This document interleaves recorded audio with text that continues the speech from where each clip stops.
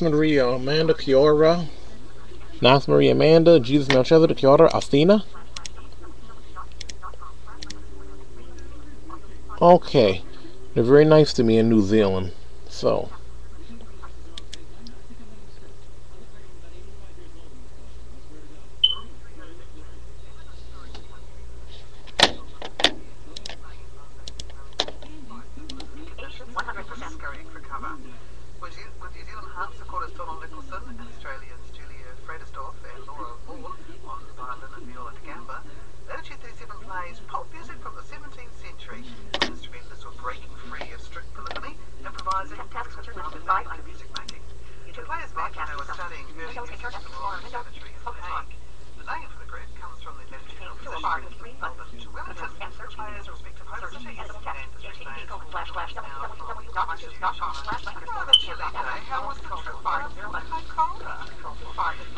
It was a huge amount of fun, actually. We got incredibly lucky, I think. Somehow, well, yeah, for a start, exactly, and that includes a trip across the Cook Strait as well, which I hear today, by comparison, would be a lot more exciting than flying south to Tassie and Rwanda. Yesterday, I think today it's not safe for passengers to not that's leave probably anybody on. right. Well, last I heard is that it was a 7-metre swell, and by the grace of all the musical guides out there, it seems that they certainly want more opposite to be heard in New Zealand. Here we are, having made our way from New Plymouth 2 days ago to Wellington, now down the coast.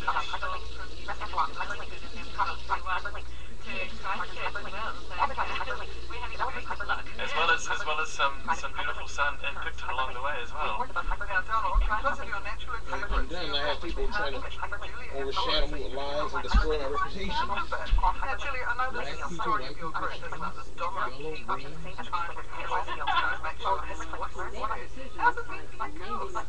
We have way and not keep him under control. That's right. If you say loud enough, we usually drown him out. Well, actually, I didn't notice that. Oh, really? Well, I'm being rude. Now, so onshore in New Zealand, in the midst of winter, what are you thinking? Well, it's a good point. It's pretty exciting for us, though. We don't get to see these kinds of conditions very often in Australia, especially the snow. It's very new. So we were like little kids when it started snowing on the way to Wellington. So, Well, quickly stop off and pelt Donald with snowballs. yeah, exactly. Yes, anyone who visits the Last Executive Facebook page can see pictures of us being very silly in the snow. So that means we have been having to bring the harpsichord in our hotel rooms overnight because it was free in the van. Oh, because normally you'd leave it in the van when you overnight. Yeah, that's right. Certainly not sub-zero temperatures. What about your Canberra and the rock climate, Julia? What do you think they would be affected by the temperatures? They are. Luckily, most of the time we have them in their cases, and I mean, we don't have to use them out in the open, so they stay okay. But they are a bit touchy. We've had quite a few broken streets, and Laura in particular has had trouble with that on the snow roads. Anybody coming to the playground while we're on tour will notice that my neurone, which is a very interesting middle 17th century Italian instrument that normally has 13 strings. In fact, I'm playing it with only 12 because one keeps breaking it and I've just given up. I can play without it. So where did you find the Lorone, Laura? And I mean, I've never heard of it before, so would you better describe it for us? Yes, so it looks like a very single cello, I guess would be the closest thing that you could say, but smaller, and it has a phenomenally wide bridge to accommodate all of these strings. You play it with a bow, like a cello, but the bridge is very flat, so the bow constantly draws across at least 4 strings at a time, which creates chords. So you can't play melodies, but it's a really beautiful supporting harmony accompanying instrument, particularly 17th century Italian music, so it supports the beautiful playing of Julia in this case very well. And very rare, Laura. Where did you find one and how did you learn to play it?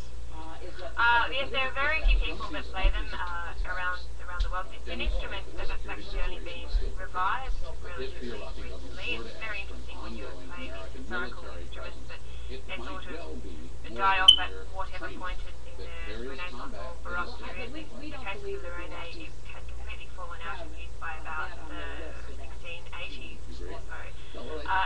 only revived it until about 15, 20 years ago, so I'm one of only probably about 7 people in the world that play it, and as far as I know, this is the first time we've actually had a Lorene in New Zealand, anybody ever. So I got into it through the Australian Brandenburg Orchestra in Australia, which owned one, and I got my own instrument commissioned from Melbourne maker just in 2009, so now I have it to bring with me and show off in New Zealand, and she taught herself. That's obviously the other thing. Now, and I wonder how you learned to play it, because, you know, there's no instrument booklet, is there? There's no manual on the Lorone. No, the first time I saw it, I actually took it out of its case. I didn't know what the open strings were supposed to be tuned to. Julia was there actually. She can remember my puzzle with looking at it going, oh my goodness, how does this thing work? I have no idea. So I sort of found out as much as I could on the internet. Love your enemies. But then I sort of worked it out by a process of elimination, just what was possible on the instrument, and then finally did go to London for a week or two to study with someone who's an expert. Probably are experts. There's one. Yes. I took you 37, Julia, Laura and Donald in our Christchurch studio. Now, you've talked about in the notes to your CD, beautifully written by the way, there's a little piece section on the art of improvisation. Is that what Renaissance players were trained to do, or did they just get sick of that really strict church style music and break free somehow? Well, in the classical musical world, it seems that this is what I we've lost this wonderful art of improvisation, which really was incredibly important to a musician, more or less right up till around about the turn of the 20th century anyway. When you read through the accounts, you would think of composers, obviously we think of composers like Bach, Buxtehude, they were great improvisers, and you think through to the later periods, Beethoven, Liszt, Chopin, they were all improvisers. So in fact, the art of improvising back in the 16th century was kind of expected part of any professional musician. And that's almost how you rated other players, isn't it? How good Well, are that's they? right. Can Yeah, they do exactly. it? Can they And get it up with had, me? well, that's exactly the thing, and it also had far less to do with the pieces they wrote, and it was more what their performance, their live performance was like, and that was how they were. Yeah, as you say, that was exactly how a performer was regarded by his contemporaries. And most recently, in the last, I think, especially in the last 15, 20 years, in the early music movement, there's becoming an increasing amount of attention drawn to the improvisational world, particularly in the late 16th, early 17th century, because we've talked a lot in the group about just how much information is lacking on the musical page that we're given. And again, when you run through the musical pages that have appeared in history, more and more information is provided.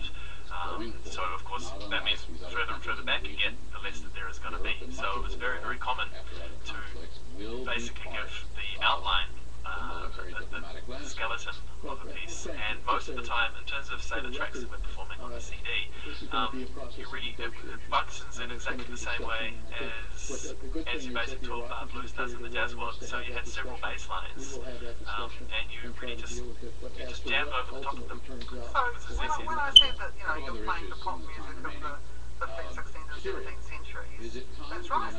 This was the way to play.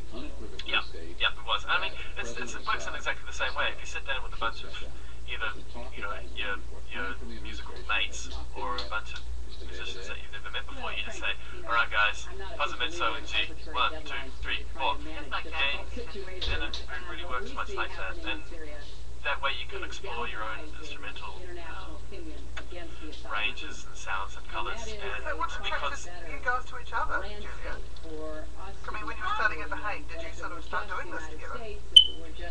Initially, as a trio we didn't do so much improvisation. It's something that we've been working on over the last few years, which is we started playing together. It is a bit of a voyage of discovery, especially for me being a melodic instrument player. That's the violin and stuff, right? Donald, of course, is improvising all the time in his right hand, playing bass continuo year and a half to call it. But I don't have that in my education, so it's sort of trial and error for me. And I'm learning slowly. It's a wonderful thing to learn because it gives you so much more freedom. And yeah, for Laura, I guess similar story. Laura, so how did you get into it, Laura? Because Donald and Julian said, hey, we should improvise more. Gamma solo. And I Gamma solo over. went, hey, yeah, we can totally do that. And there's a lot, so basically, I would say Donald and Julian that have had more experience, particularly in 17th century Italian repertoire, and also German, which is the two programs that we're touring through New Zealand, one are both 17th century programs, that both contain lots of elements of civilization. But what's been fascinating for me is to learn how much information we have that's come down to us from back in the 17th century, particularly books of manuals of licks, you could call them like jazz licks, manuals which just have page after page of figures that you can memorize, and then use to get from point A to B ability to talk in intervals. So there's a lot of original examples of the way instrumentalists during the 17th century improvised. So we can learn them, and that just kind of gives us a whole language with which to write or improvise our own ornaments. It's so free compared to the modern classical music tradition that at least Julian or all of us began our education through. So what's been the emotional responses to you individually as musicians by going back to this far more natural way of playing? Well, I think the beauty of our trio is that we trust each other enormously as musicians, and we have a lot of faith in, so if we are actually sort of, if we go out on a limb with something, we know that we will be backed up, so musically we can take risks, and that's, for me, that's an entirely new experience. In the past, playing chamber music or orchestral music has always been something that was fairly, using music that's very prescriptive, and within rock music there is a lot of possibility for interpretation, don't get me wrong, but in this case it just takes it a step further and gives us a compositional freedom, which is that's the new thing for It's me. incredibly liberating because we can justify it on so many levels in the sense of the information that is there gives us the freedom to do what we want, but at the same time it's not just an absolutely boundless, well it's two ways. It's a boundless freedom because there's so much information and space there that you can really take almost as many risks as you want, and yet it still seems to be prescribed by what the musicians of the period would have expected you to do, which is wonderful. I'm talking to the rock trio that you can see them on tour around the country for Chamber Music New Zealand, two programs, Stylus Fantasticus and also Stile Moderno. What's the difference between the two programs? One's more Germanic and the other's more Italian? That's right. Basically, Stile Moderno is where it all sort of happened in the early 17th century in Italy. This was the so-called creation of the Baroque period, the liberation of instrumental music from the Tyranny of the singer. The tyranny of the exactly, singer. from the instrumental, was it always the way? And Stylus Fantasticus is the sort of German response and reaction to this musical revolution that took place in Italy.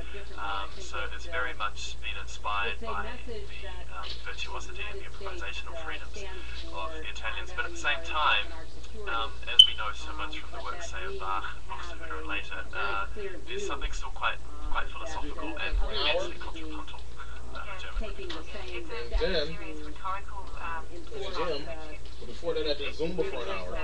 their background, And then belief of music being I did God, somewhat differently than clean and press 2 times 8 at 80 pounds, arm curls 2 times 9 at 30, squats 2 times 10 at Tastes. Yeah, the German names, that's right. But they're still 90 pounds. Pullover. joy and creativity. 2 times 11 at What about the increasingly ornate way? 70 pounds. No, 65 pounds.